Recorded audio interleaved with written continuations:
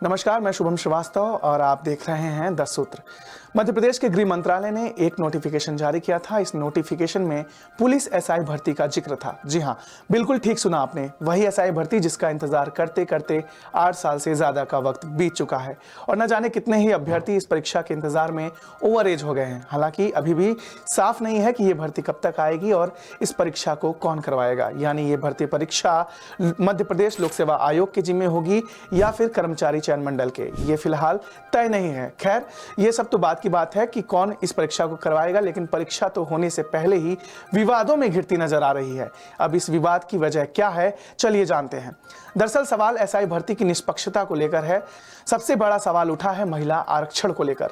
दरअसल नए नियमों के तहत 35% महिला आरक्षण तो मिलेगा, लेकिन ये आरक्षण प्रारंभिक परीक्षा में नहीं मिलेगा, बल्कि सिर्फ लिखित परीक्षा में लागू होगा। आमतौर पर देखा गया है कि ऐसी परीक्षाओं में महिला आरक्षण प्रारंभिक परीक्षा से ही मिलता है, लेकिन जो नोटिफिकेशन गृह विभाग ने जारी किया है उसमें ऐसा नहीं है और नियमों में बदलाव सिर्फ इतना नहीं है, बदलाव कई सारे हैं जिन पर बवाल है। एक बदलाव ये भी किया गया है कि इंटरव्यू के नंबर जो पहले 10 हुआ करते थे वो अब बढ़ाकर कर दिए गए हैं पूरे 50। इस नियम पर भी उम्मीदवारों ने सवाल खड़ा किया है। उम्मीदवारों का कहना है कि इंटरव्यू में इतने ज्यादा नंबरों की वजह से सिलेक्शन प्रोसेस में धांधली की संभावना बढ़ जाएगी। कुछ का मानना है कि इंटरव्यू को पूरी तरह खत्म कर देना चाहिए, क्योंकि केंद्र सरकार ने पहले ही 2017 में ग्रेड सी और ग्रेड डी के पदों पर इंटरव्यू की प्रक्रिया खत्म कर दी थी। इसके अलावा लिखित परीक्षा के अंकों में भी बड़ा बदलाव किया गया है।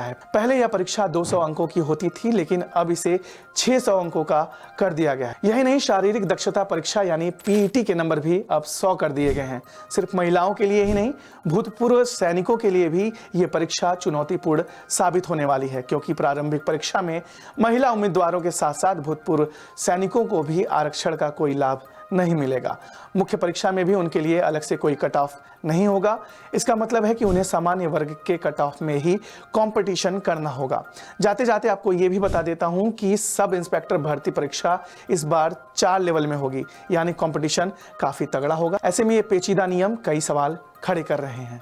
लेटेस्ट, इन्वेस्टिगेटिव और इन डेप्थ खबरें देखने के लिए ज्वाइन कीजिए 10 सूत्र का व्हाट्सएप चैनल, सब्सक्राइब कीजिए यूट्यूब चैनल, लाइक कीजिए फेसबुक पेज और पढ़ते रहिए वेबसाइट www.dasutr.com।